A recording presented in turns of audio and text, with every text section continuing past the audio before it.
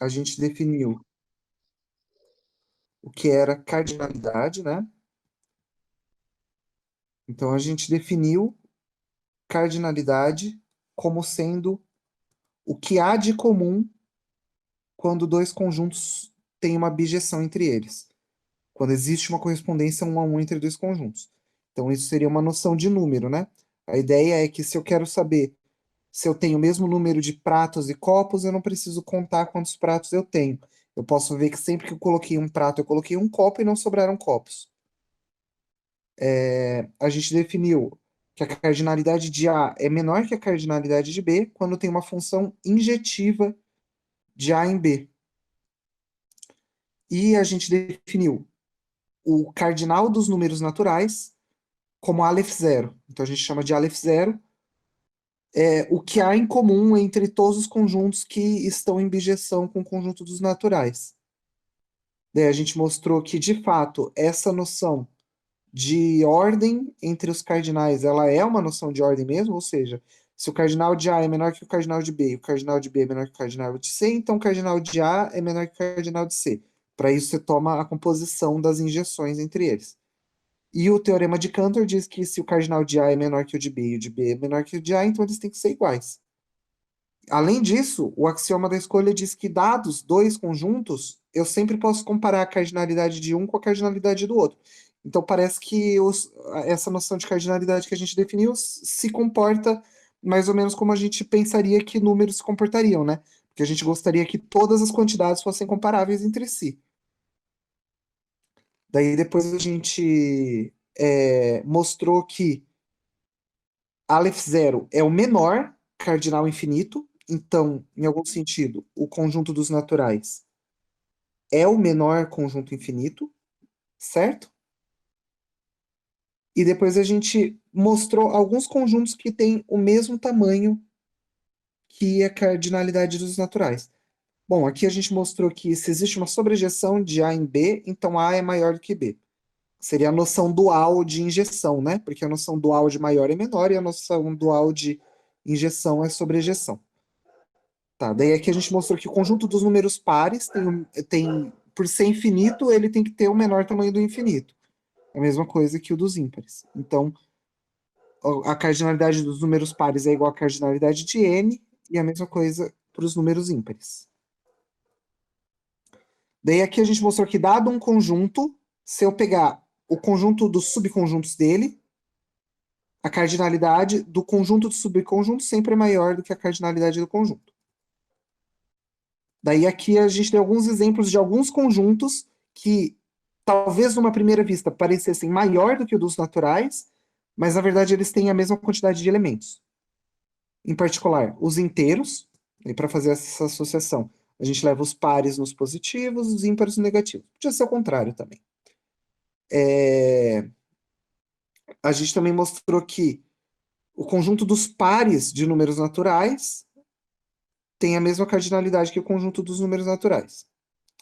Certo? Isso quer dizer que o conjunto de todas as sequências de n números naturais tem a cardinalidade dos naturais. Em algum sentido, isso quer dizer que quando eu multiplico o Aleph zero, eu não produzo algo maior. Certo? A gente mostrou que os racionais têm o mesmo tamanho do que os naturais também.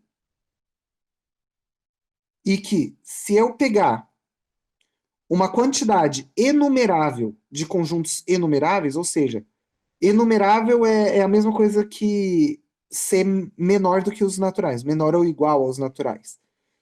Então, se eu pegar uma quantidade de conjuntos igual ao conjunto, uma quantidade de subconjuntos, de conjuntos. Se eu pegar Aleph zero conjuntos, onde todos eles são menores do que Aleph zero, e eu juntar todos, o que eu tenho como resultado vai ser menor que Aleph zero. Ou seja, união enumerável de conjuntos enumeráveis é enumerável. Somar inumeráveis vezes o menor infinito não muda o tamanho do infinito que a gente está olhando, certo? Então, até agora, a gente só viu, dentre os conjuntos que são familiares para a gente, conjuntos enumeráveis. Agora, vamos olhar para alguns conjuntos não enumeráveis, né? Ou melhor, o exemplo mais emblemático de conjunto não enumerável. Bom, o teorema de Cantor, que é aquele lá que diz que dado um conjunto, o conjunto das partes dele sempre tem mais elementos, estritamente mais elementos, ele dá um jeito de construir uma sequência crescente de cardinalidades, certo? Então, se eu começar com os naturais, eu consigo construir, pego naturais, subconjuntos de naturais, subconjuntos de naturais e vou assim por diante. Esse é maior do que esse, estritamente, e esse é maior do que esse, estritamente. Então eu sei que existem pelo menos infinitas cardinalidades infinitas, né? Usando esse argumento aqui. Mas será que a gente não consegue pensar em algum exemplo familiar de conjunto, alguma coisa mais presente na matemática, que tenha o tamanho não enumerável? Porque até onde a gente viu, as frações, os números inteiros e os números de contar, todos eles têm o mesmo tamanho. Então a gente define o intervalo 0 e 1 como sendo todos os números reais que são estritamente maiores que 0 e menores do que 1. Se a gente for pensar, cada elemento daqui ele pode ser expresso como 0,x1, x2, x3, porque aqui os números estão. A gente pode pensar em representação de base 10, né? Tipo 0, 1, 0, 1, 0, 0, 1. Isso vai ser um número entre 0 e 1. Entre 0 e 1. Nossa, foi um exemplo ruim, né? Que ficou super confuso. Mas a ideia é que todo número entre 0 e 1 tem uma representação em base 10. Então a gente pode pensar em elementos desse conjunto como sequências de números de 0 a 9, certo? Com um detalhe que não vai ser tão importante. Não necessariamente um número aqui vai ter uma única representação com sequência. Porque, por exemplo, 01 é a mesma coisa que 0,09999. Aquele negócio de 09999 ser igual a 1. Daí você vai dividindo por 10 e você consegue chegar nessa conclusão. Só que se você pedir que essa sequência não termine em infinitos noves, daí a representação é única. Então a gente pode pensar que é a mesma coisa, um número entre 0 e 1, e uma sequência de números, de algarismos, que não termine em infinitos noves sucessivos. Porque se termina em infinitos noves sucessivos, eu posso usar essa identificação. E daí terminar com outra coisa. Tá. Com base nesses fatos, a gente vai provar o seguinte: que o intervalo 0, 1 não é um conjunto enumerável, certo? Para isso, vamos pegar uma função qualquer dos naturais no intervalo 0, 1. O que a gente precisa mostrar é que ela nunca vai ser sobrejetiva. Porque se ela nunca for sobrejetiva, quer dizer que não é possível que a cardinalidade de 0, 1 seja menor ou igual que Aleph 0. Certo? Então a gente vai pegar uma função qualquer e mostrar que não é sobrejetiva. Ou seja, a gente vai estar mostrando que toda função dos naturais em 0, 1 não é sobrejetiva. Ou que não existe função sobrejetiva dos naturais no intervalo 0, 1.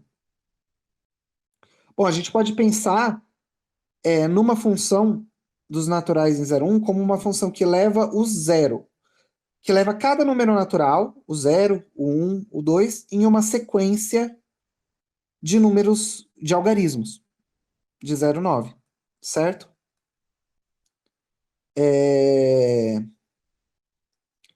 Se a gente definir um número da seguinte forma, o iésimo algarismo dele é 1 se o iésimo algarismo do iésimo elemento da lista não for 1. E é 0, caso contrário. Ou seja, esse y ele não pode ser o f de 0, porque o primeiro dígito dele é diferente do primeiro dígito desse, porque se o dígito desse for 1, esse aqui não vai ser 1. E se o dígito desse não for 1, o desse aqui vai ser 1. A mesma coisa para o f de 1.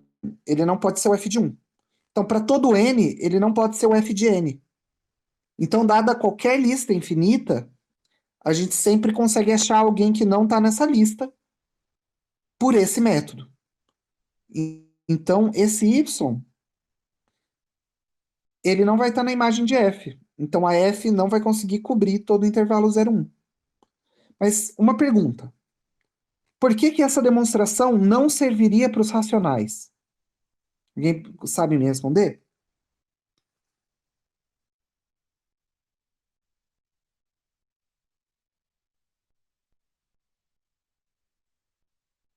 Basicamente, é porque os racionais não vai ser qualquer sequência.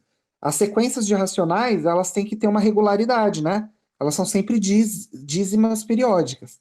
Aqui pode ter. Então, não necessariamente eu vou conseguir construir esse y, porque eu não vou conseguir garantir que esse y não vai ser não vai ter dízima periódica. Porque do jeito que eu estou construindo aqui, pode ser. Nada garante que ele vai ter uma regularidade.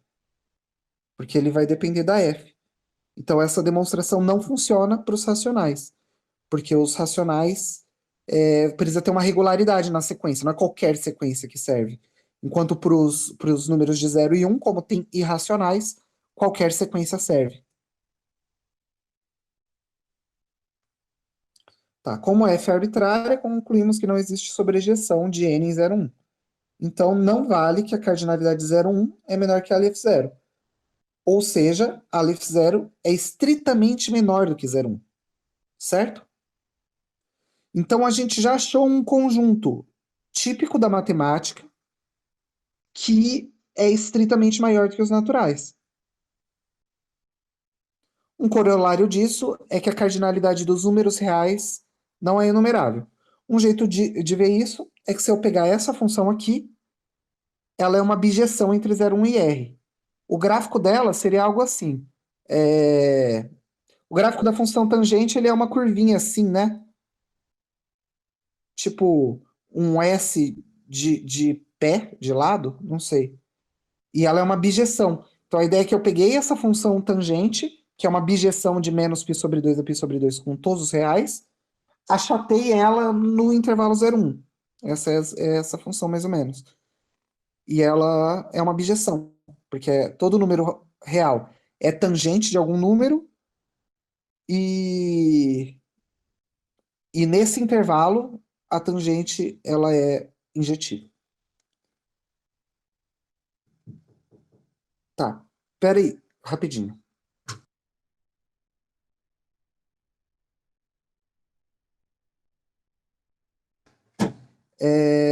Tá, o que a gente vai mostrar é que a cardinalidade dos reais é igual à cardinalidade dos reais vezes os reais.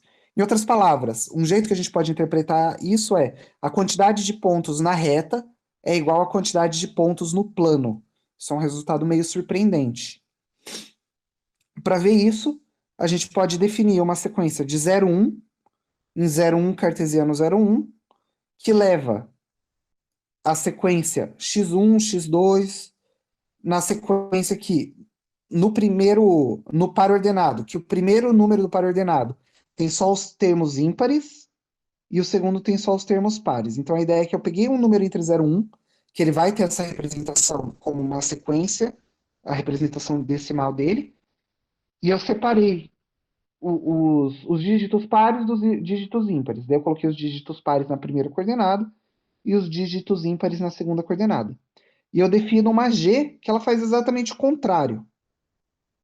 Ela pega um par de sequências e leva para a sequência que o primeiro são os dígitos ímpares e o segundo são os dígitos pares. Se a gente for olhar, uma desfaz o que a outra faz. Ou seja, G de f de x é x e f de g. Pera, G de f de x é x. E f de g de xy é xy. Então, como a G desfaz o que a F faz, como a gente tinha colocado aqui, mas não provado. Cadê?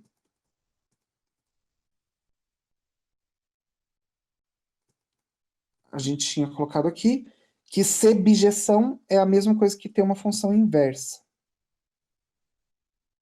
Então, como essa f que a gente definiu, essa f que a gente definiu aqui, é a inversa dessa g aqui, então as duas são bijeções, o que quer dizer que a cardinalidade de 0,1 é a mesma que a cardinalidade de 0,1 ao quadrado.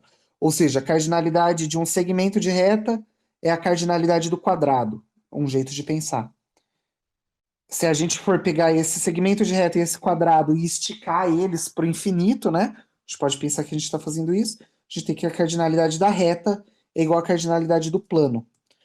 Um argumento indutivo mostra que a cardinalidade da reta é a mesma cardinalidade do espaço n dimensional. Porque daí eu posso pegar R3, por exemplo. R3 é R2 vezes R. Só que R2 tem o mesmo tamanho que R. Então fica R vezes R. Só que R vezes R é R também. Um argumento indutivo vai permitir a gente concluir que a quantidade de pontos no espaço n dimensional é a mesma quantidade de pontos na reta. Quando Cantor descobriu isso, inclusive foi essa a função que o Cantor usou mesmo, ele ficou bastante surpreso, porque isso aconteceu no fim do século XIX, né? E nessa época o pessoal já estava desenvolvendo o cálculo vetorial, que seria o cálculo no espaço n dimensional, e não só o cálculo na reta.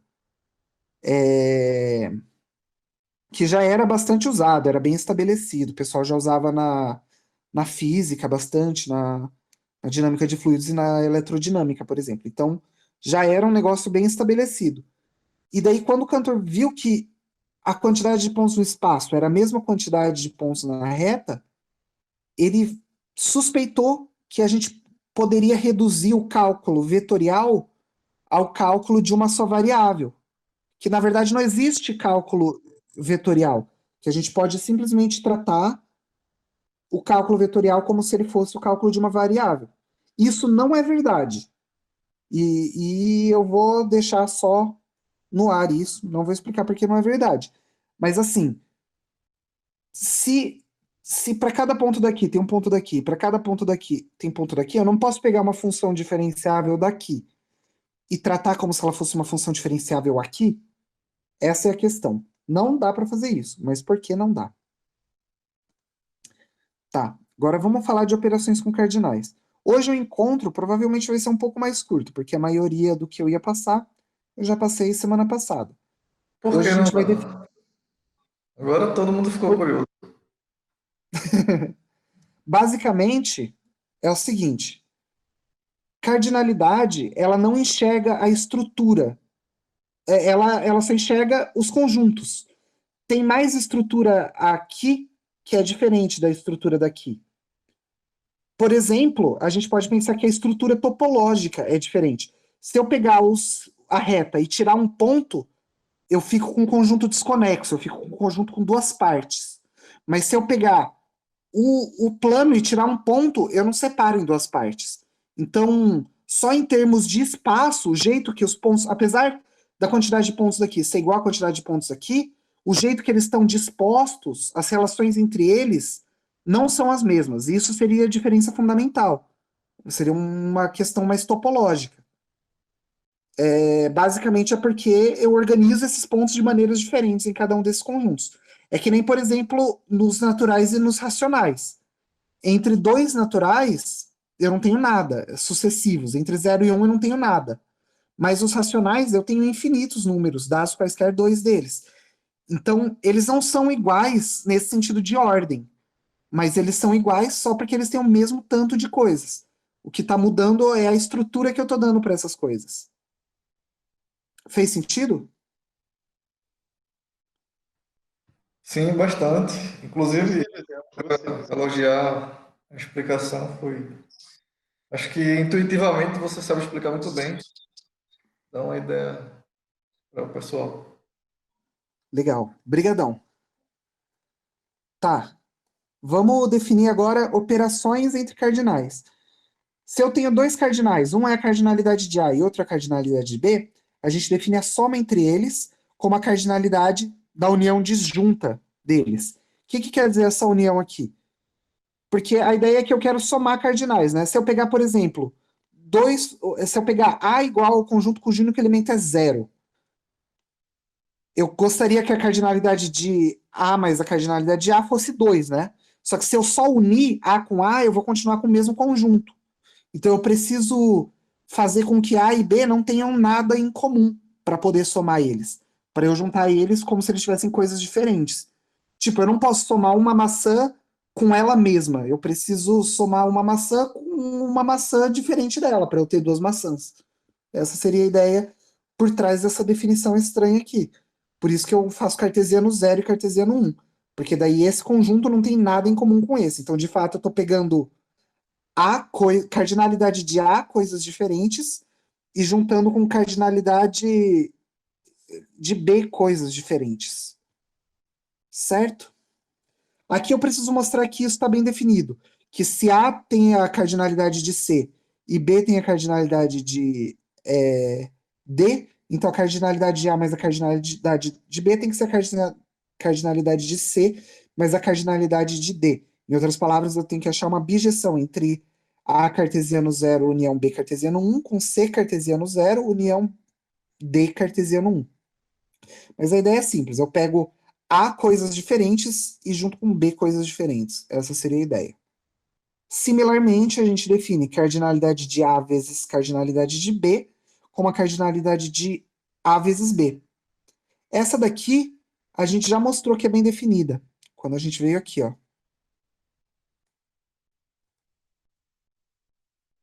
Então, a gente mostrou que, de fato, o produto A com B é igual ao produto de C com D, se A é C e B é D, certo? Então, a gente teria que achar uma bijeção entre eles. Então, a gente já mostrou que o produto está bem definido. Então, é simples, né? Se eu estou somando dois conjuntos, eu junto eles como se eles fossem, como se eles não tivessem nada em comum. Se eu estou somando duas cardinalidades, eu pego a cardinalidade do produto deles. Porque, de fato, para cada elemento de A, eu vou ter uma cópia de B, né? No A cartesiano B. Por isso que isso seria o produto. Agora, notem o seguinte, que se eu pegar Aleph zero é a mesma coisa que a cardinalidade de P, que é a mesma coisa que a cardinalidade de I. Ou seja, Aleph zero mais Aleph zero é a cardinalidade de P cartesiano zero, união A. P é o conjunto dos números pares e I é o conjunto dos números ímpares. Eu esqueci de mencionar. Então, Aleph zero mais Aleph zero é a mesma coisa que pares mais ímpares. Mas pares e ímpares já são disjuntos, né? Então eu nem precisava disso daqui. Eles já são sempre diferentes. Só que pares com ímpares, isso é a mesma coisa que todos os números naturais. Então, isso dá Aleph zero. Ou seja, Aleph zero mais Aleph zero é Aleph zero. Então, por mais que eu some cópias dos naturais, eu não vou conseguir algo maior. Inclusive, aquele resultado de união enumerável de conjuntos enumeráveis prova até mais forte. Eu posso pegar Aleph zero, cópias de Aleph zero, e somar todas, e ainda vai dar Aleph zero. A mesma coisa para produto. Aleph zero vezes Aleph zero, aqui era para ser pontinho, não esse produto cartesiano. Mas Aleph zero vezes Aleph zero é a cardinalidade de n cartesiano n, que a gente já viu que é Aleph zero. Ou seja, tomando produtos dos naturais, eu também não consigo fazer um conjunto maior. Isso indica que essas operações elas têm propriedades muito contraintuitivas com o que a gente pensa como a soma funciona para cardinais finitos, né? Porque a soma entre cardinais finitos sempre dá algo maior se algum deles, se os dois forem diferentes de zero. E a mesma coisa, o produto sempre dá algo maior se os dois forem diferentes de um. Só que com infinitos não é isso que acontece. Tá. Se eu pegar dois cardinais, cardinalidade de A e cardinalidade de B, tal que o maior deles é infinito, então quando eu somar eles, o resultado vai ser o maior deles. E quando eu multiplicar eles, o resultado vai ser o maior deles. Ou seja, se eu tenho um infinito, somar qualquer coisa menor que ele, não vai mudar o tamanho. A mesma coisa, multiplicar ele por qualquer coisa menor, então se eu tenho um infinito e um cardinal menor do que ele, e eu pegar, vamos chamar um cardinal infinito kappa, que é infinito, né? E um cardinal lambda, que é menor que kappa. Se eu pegar lambda cópias de kappa, isso ainda vai ser menor, isso vai ainda ter o mesmo tamanho que kappa. Então, estranho isso. Eu não vou provar isso porque está fora do escopo. Basicamente, usa o axioma da escolha. Na primeira referência que eu indiquei aqui, que eu vou voltar para vocês verem, tem tudo isso feito com bastante cuidado, eu recomendo bastante. Depois a gente vai falar um pouco sobre as referências, porque cada uma delas tem uma abordagem meio diferente. Tá. Agora eu vou definir o seguinte: dados dois conjuntos A e B, eu defino f de B em A como o conjunto de todas as funções de B em A. Agora notem o seguinte: se A tem n elementos e B tem m elementos, o conjunto de todas as funções de B em A tem n elevado a m elementos. A gente pode ver isso por um argumento combinatório. Porque para cada elemento de B, a gente pode fazer n escolhas para f de i. Então, uma função ela vai ser uma escolha de f de i para cada i. Então, eu tenho n escolhas para 1, n escolhas para 2, n escolhas para 3. E como eu tenho m elementos em B, a quantidade de escolhas que eu posso fazer é n a m. Então, a cardinalidade de A é n, a cardinalidade de B é m. Então, a cardinalidade de f de B em A é n a m. Isso vai motivar a seguinte definição. A cardinalidade de A elevado à cardinalidade de B é a cardinalidade de todas as funções de B em A. Então, a gente está estendendo essa coisa que a gente já viu que funciona para os números, para cardinais finitos. Os números que a gente conhece, né? É verdade, eu esqueço sempre de fazer isso, Clélio. Clélio disse que seria interessante eu ler o que está escrito no chat. De fato, seria interessante. Eu vou começar a fazer isso com mais cuidado. Tá. Olha, agora isso vai ficar um pouco confuso.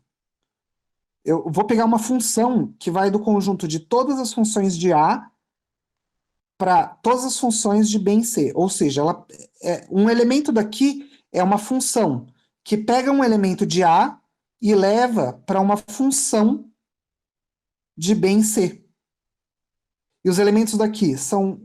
Eles pegam um elemento de A e um elemento de B e associam um elemento de C. O que eu quero argumentar é que esses dois são a mesma coisa. Pelo seguinte: aqui, se eu pegar um elemento de A, eu vou ter uma função de B em C. Então, sempre que eu pegar um elemento de A e um elemento de B, eu tenho um elemento em C. Então, eu vou ter uma função aqui. Uma função que pega um par de A em B e leva para um elemento em C. E o outro lado também é verdade. Se eu tenho uma função que pega um par de elementos e leva um elemento em C, se eu pegar só um elemento de A e, e definir uma função de B em C que pega um elemento qualquer de B e leva no valor da função em AB, isso vai dar um elemento em C. Bom, em outras palavras, a cardinalidade das funções de A nas funções de B em C é a cardinalidade das funções de A cartesiano B em C. Eu vou definir essa φ do jeito que eu falei. Ela vai a φ de F, então F é um elemento de F de A para F de BC. Então a φ de F tem que pegar um par de elementos de B e levar em C. Como que ela vai fazer isso? Eu vou ver que função em A, em Azinho ela é, e avaliar em B. Fez sentido? Tá um pouco confuso. A mesma coisa, vou definir a psi do jeito contrário.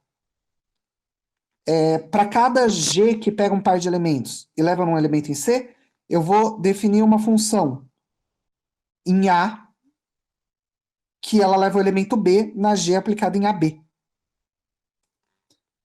A φ e a psi são inversas uma da outra. Talvez essa parte fique um pouco confusa, mas está tudo aqui, depois vocês podem olhar com mais cuidado. Mas a ideia é, os elementos daqui pegam um elemento de A e um elemento de B e associam um elemento de C. E os elementos daqui pegam um elemento de A e associam uma função de B em C, pegando um elemento de B qualquer e associando a imagem do par. Isso mostra o seguinte, se elas são bijeções, então a cardinalidade desse é a cardinalidade desse. A cardinalidade desse é a cardinalidade de B em C elevado a A. E a cardinalidade de B em C é a cardinalidade de C elevado à cardinalidade de B. E aqui a cardinalidade de C elevado à cardinalidade de A vezes B. Isso mostra que a cardinalidade de C elevado à cardinalidade de B elevado à cardinalidade de A é a cardinalidade de C elevado à cardinalidade de A vezes B. Que nem nos números finitos mesmo. Que nem a exponencial normal. Se eu pego A elevado a B elevado a C, isso é A elevado a B vezes C. Essa seria a ideia. E isso seria uma demonstração desse fato. Então, de fato, essa exponencial se comporta como a gente gostaria que uma exponencial se comportasse. Nesse sentido. Tá. Proposição. A cardinalidade do conjunto de todos os subconjuntos de x é 2 elevado à cardinalidade de x. Como que a gente faz isso? Para isso, a gente precisa exibir uma bijeção entre P de x e esse conjunto aqui, porque a cardinalidade desse conjunto é a cardinalidade desse, que é 2 elevado à cardinalidade desse. Então, daí a gente vai mostrar que a cardinalidade desse é 2 elevado à cardinalidade de x. Certo? Para isso, a gente faz o seguinte. A gente define uma φ que a cada subconjunto vai associar uma função de x em 0, 1. Então, a cada subconjunto y vai associar um φ de y, que é uma função. E φ de y no elemento x é 1 quando x pertence a y. E é 0 caso contrário. Se φ de y é igual a φ de z, então pega um elemento de y. Se é um elemento de y, então φ y, pega um elemento x, qualquer, xzinho. Então φ y de xzinho é 1. Isso quer dizer que φz de xzinho é 1. Isso quer dizer que o xzinho está no z. A mesma coisa para o z. Se o xzinho está no z,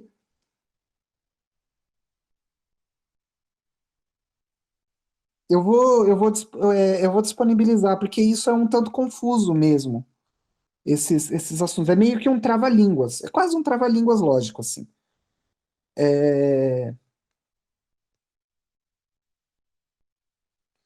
Mas a ideia é que para cada subconjunto de x, eu vou associar uma função de x em 0, 1.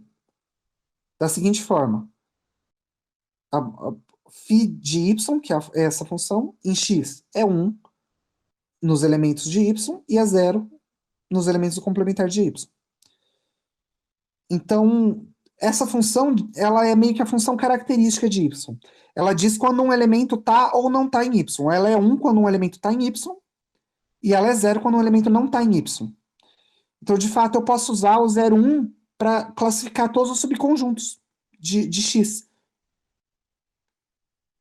E essa função é injetiva, então. Porque quando φ y é igual a φz, o y e o z têm os mesmos elementos, porque eles vão ser 1 nos mesmos elementos e 0 nos mesmos elementos também. Então, tudo que está em y está em z, e tudo que não está em y não está em z. Além disso, se eu tenho uma função do x em 0, 1, eu posso pegar y como sendo o conjunto de todos os elementos de x que tem imagem 1. Bom, claramente isso é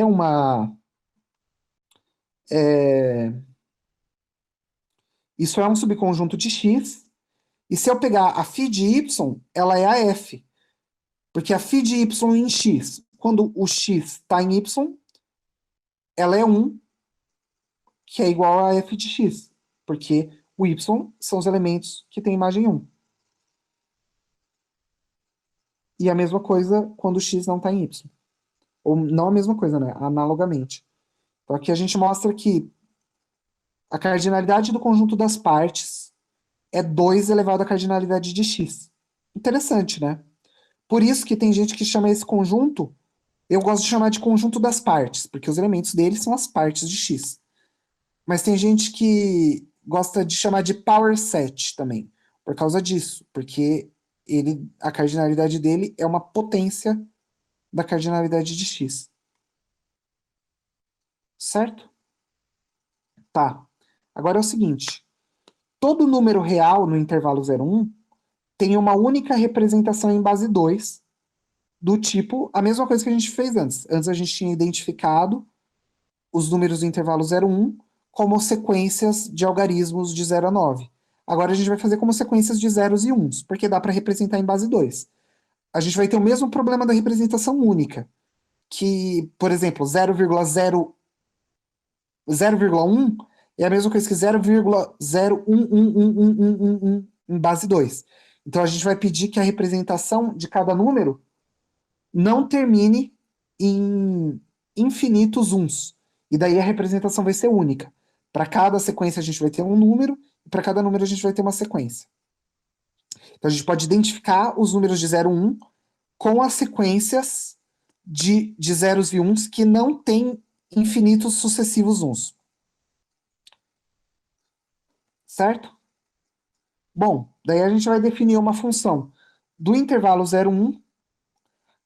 Ó, eu vou já, para ficar claro o que eu estou fazendo, não ficar muito confuso, a conclusão que eu quero chegar é essa daqui, que a cardinalidade dos reais é 2 elevado à cardinalidade dos naturais. Ou seja, eu quero achar uma bijeção entre os reais e o conjunto das partes dos naturais. Então é isso que eu vou fazer aqui. Intuitivamente isso pode ser feito porque eu posso identificar os subconjuntos dos naturais com sequências de zeros e uns, desse jeito aqui. Dado um subconjunto dos naturais, eu pego a sequência de zeros e uns, que o enésimo termo é 1, se n pertence a esse subconjunto, e 0 caso contrário. Então essa vai ser a ideia. Só que eu vou ter que contornar esse problema dos infinitos uns. Então a demonstração que eu vou dar aqui, ela vai contornar isso. Ela é uma demonstração um tanto técnica, mas a intuição é só que aqui eu tenho sequências de zeros e uns, e sequência de zeros e uns é 2 elevado a Aleph zero. Essa é a ideia por trás.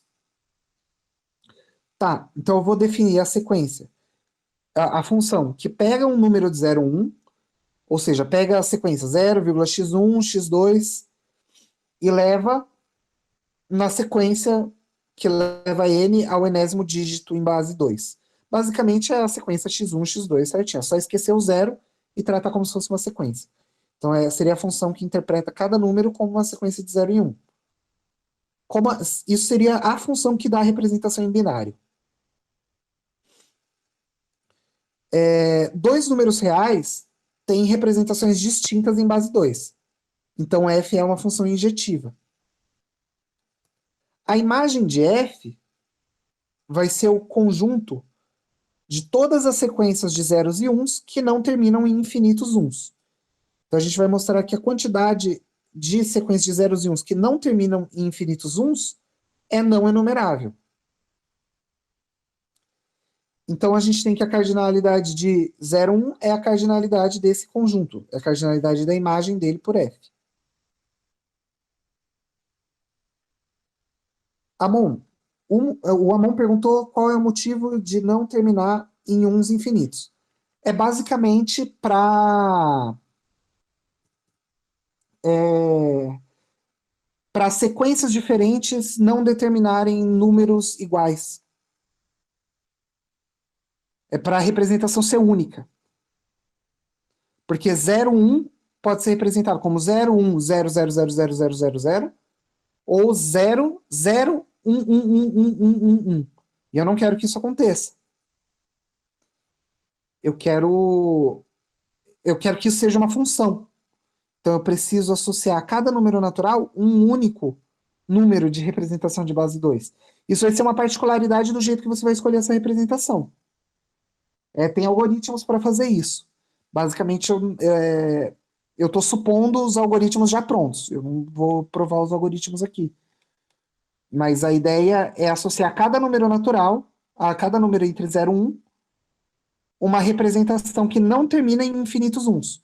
Porque se eu deixar que a representação termine em infinitos uns, isso daqui, essa função não vai estar bem definida. Porque eu não vou saber qual representação pegar, por exemplo, para 0,1. Então é basicamente por isso. Tá. Então C é a imagem dessa função, que é injetiva. A gente vai mostrar que C é não enumerável. Os elementos de C não terminam em infinitos uns. Então, e o 0,1 vai ter a mesma cardinalidade que C, porque essa função vai ser uma. A imagem dela vai ser uma cópia de 0,1, né? Como a gente tinha falado. Exatamente, Cleber. Então é isso que a gente vai. Então, como é F injetiva, 0,1 é uma bijeção com a imagem dele. Tá, vamos pegar o complementar de D. Ou seja, D é o conjunto de todas as sequências que terminam em infinitos uns. A gente vai mostrar que D é enumerável.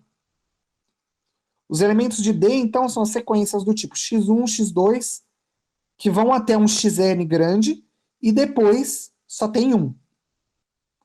Então a gente pode pensar que D só tem finitos xn's iguais a zero. Então, se eu pegar a função que pega um elemento de D, exatamente, Lucas, a mesma ideia. Se eu pegar uma função que pega uma sequência, um elemento em D, e leva para o conjunto de todos os naturais em que xn é zero, essa G ela vai ser uma bijeção. Pelo seguinte,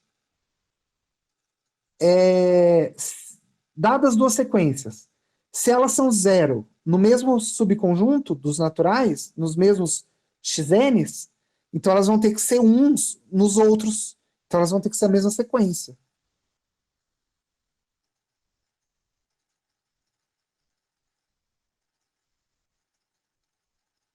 Então, Amon, não é como sequências finitas, é como sequências infinitas. O Amon disse que está bem confuso, porque isso seria escrever. Pera. Se fossem sequências finitas, o Amon disse que está confuso, porque parece que a gente está representando cada número natural como sequência finita de 0, 1, de zeros e uns. Mas é exatamente o contrário. A gente está representando como sequências infinitas de zeros e uns. Se fossem sequências finitas, de fato seria contável. Mas, por exemplo, 0,10 100 1000 10000 e assim por diante, isso vai ser uma sequência válida. O que não pode acontecer nessa sequência, bom, é ela só ter uns depois de um tempo. Esse é o problema.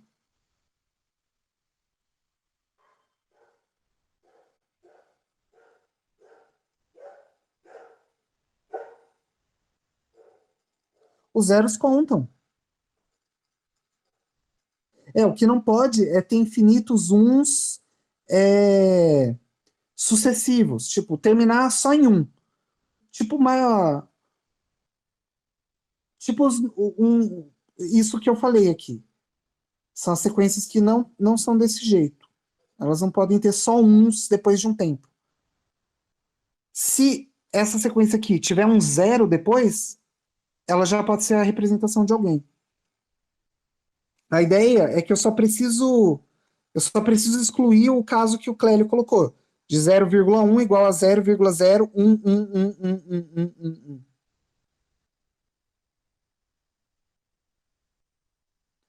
Então, os elementos que não estão na imagem dessa F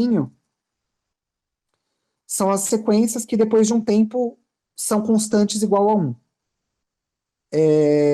Se eu pegar para cada elemento de D e associar todos os n's tal que xn igual a zero, essa G é uma bijeção. Era para falar, vemos que G é bijeção. Pelo seguinte, Se duas sequências são zero no mesmo subconjunto, então elas são um no complementar. Então, em cada xn, elas vão ter que ser iguais, vai ter que ser a mesma sequência. E além disso, dado um conjunto finito de naturais, eu posso definir a sequência, que nos elementos desse conjunto são zero e fora dele são um. Então, essa sequência vai ter, vai ser constante igual a 1 depois.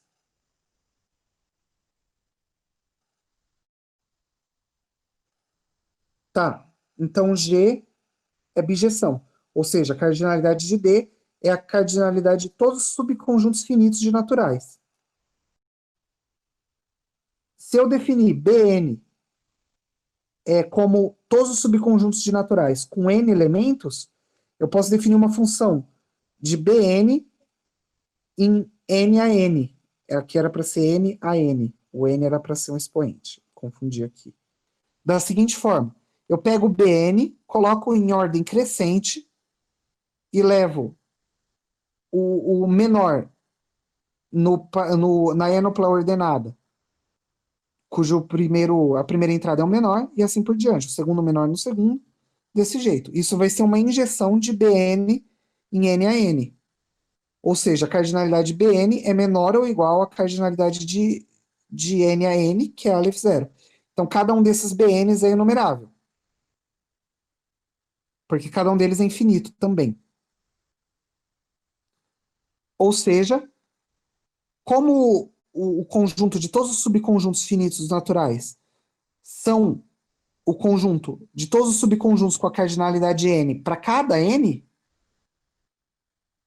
então a cardinalidade de D é Aleph zero, ou seja, D é enumerável.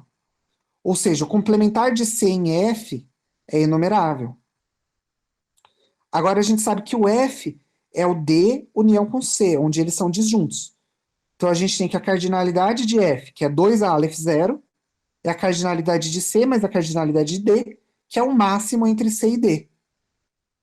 Se o C fosse Aleph zero, ou menor que Aleph zero, menor ou igual a Aleph zero, então o resultado não poderia ser 2A Aleph zero. Seria Aleph zero, porque o D é Aleph zero.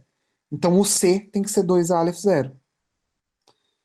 Então a cardinalidade de 0, 1 é a cardinalidade de C, que é 2A Aleph zero. Então a gente mostrou que a cardinalidade dos reais é 2A Aleph zero. A gente chama esse número de contínuo. Bom, é isso. Para a última parte, eu vou só mostrar que, na real, tudo que a gente fez aqui é contraditório. E que não serve do jeito que a gente fez. É falso. É o seguinte: como toda propriedade define um conjunto, eu posso considerar o conjunto de todos os conjuntos. Então, V é o conjunto de tudo que é conjunto. Pelo teorema de Cantor, V é menor que o conjunto das partes de V. Mas cada elemento de V é um conjunto. Então, o conjunto das partes de V está contido em V. Isso quer dizer que V, a cardinalidade de V, é estritamente menor do que a cardinalidade de V. A cardinalidade de V é menor que a cardinalidade de 2AV, que é menor ou igual à cardinalidade de V. Porque é subconjunto. Então tem uma injeção daqui para cá. A própria inclusão. Não só é subconjunto, como também é elemento, né? É também elemento. Mas o que importa aqui é ser subconjunto, porque daí que a gente pode tirar. Porque, por exemplo, se eu pegar o conjunto cujo único elemento é o conjunto dos reais, esse conjunto tem cardinalidade 1, mas o elemento dele é bem maior que ele. Então o que importa aqui é ser subconjunto. Isso quer dizer que esse número tem a cardinalidade. Que esse número é estritamente menor que ele mesmo, ou seja, esse número é diferente dele mesmo. Isso é uma contradição. Basicamente, o jeito de consertar isso é não permitindo que toda propriedade determine um conjunto. E para isso, a gente vai ter que estipular um monte de regra para criar conjuntos, que vão ser os axiomas da teoria de conjuntos. Então, esse é um dos paradoxos da teoria de conjuntos. O outro famoso seria o paradoxo de Russell, que eu não coloquei aqui, mas ele é bem famoso, né? Eu coloquei esse aqui porque ele é mais diretamente ligado ao que a gente viu aqui, né? Talvez tenha ficado um pouco mais confusa essa apresentação, mas é porque o conteúdo dela é mais confuso, né? O que é muito confuso é esse fato aqui da representação não ser única. Eu não gosto dessa demonstração, mas eu nunca consegui achar uma diferente. Se alguém conhecer uma demonstração de que R é 2 Aleph 0 diferente dessa, por favor me passa, porque eu acho essa muito feia. Tem que tomar um monte de cuidado, chato de ser tomado. Mas a ideia dela é simples, que cada número real pode ser pensado como uma sequência de zeros e uns. Certo? Bom, gente, obrigado. Como sempre, é muito gratificante fazer esses encontros. Muito legal ver o interesse de vocês. A gente vai ter o encontro que o Hugo vai dar, que vai desenvolver em cima disso que eu conversei com vocês, e vai mostrar coisas ainda mais malucas do que eu mostrei aqui. Então, eu recomendo fortemente que vocês vejam. Em breve isso vai estar disponível no YouTube. E as referências são, bom, a nossa referência de sempre, o Mortari. O Mortari ele fez bem menos do que a gente fez aqui. Ele só dá uma passada por cima, assim. O Kaplansky, ele é um livro de espaços métricos, mas a primeira parte dele é uma parte de teoria de conjuntos, teoria ingênua, não é axiomática. Basicamente foi a principal referência que eu usei. É, ele faz tudo de um jeito bem parecido com o que eu fiz e mais. Ele faz bem mais do que eu fiz. Eu recomendo esse aqui, para quem quiser desenvolver a partir desse jeito que a gente estava vendo aqui. O livro de análise real do Elon é legal, porque ele tem exercícios muito legais sobre cardinalidade no primeiro capítulo, eu recomendo dar uma olhada também. O Halmos, ele é um livro de teoria axiomática de conjuntos, então, de fato, ele já tenta consertar o paradoxo de Cantor, que a gente mencionou aqui, só que ele não precisa de um conhecimento de lógica de primeira ordem. E o Enderton, eu acho que também não precisa de um conhecimento de lógica de primeira ordem, mas já tem uma coisa de lógica rolando ali. Então, esse aqui seria a teoria de conjuntos, só que fora da perspectiva da lógica, e esse aqui com uma perspectiva da lógica. Esses dois aqui são de abordagem axiomática, diferente desse aqui. Mas todos são muito bons, assim, recomendo. Bom, é isso, gente. Se vocês Alguma quiserem pergunta, conversar um pessoal? pouco agora também, vou ficar mais um pouquinho. Antes da gente terminar a gravação, alguma pergunta, algum questionamento? Queria acrescentar sobre a referência aí do Wenderton, é que esse livro faz parte meio que de uma trilogia. Ele tem um livro de introdução à lógica e também um sobre computabilidade. Aí, eu não sei o Legal, quão são, mas meio que forma uma coisa só, já que é do mesmo autor. legal. São bons livros. Eu nunca vi o de computabilidade só. É, tá, eu vou voltar aqui.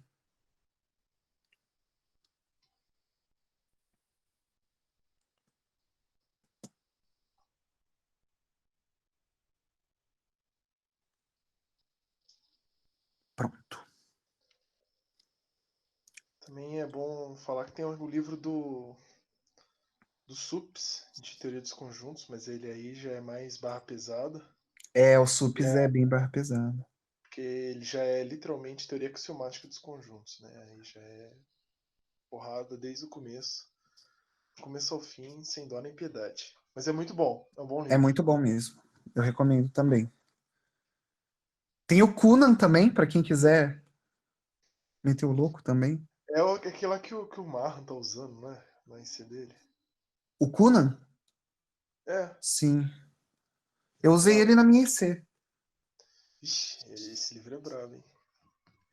Eu fiz a minha IC em teoria de conjuntos, no caso. Agora eu já não estou mais estudando teoria de conjuntos, mas eu consegui molhar um pouco os pés, assim, nas, no rio profundo que é a teoria de conjuntos, sei lá. É isso, pessoal. Eu vou encerrar a gravação aqui.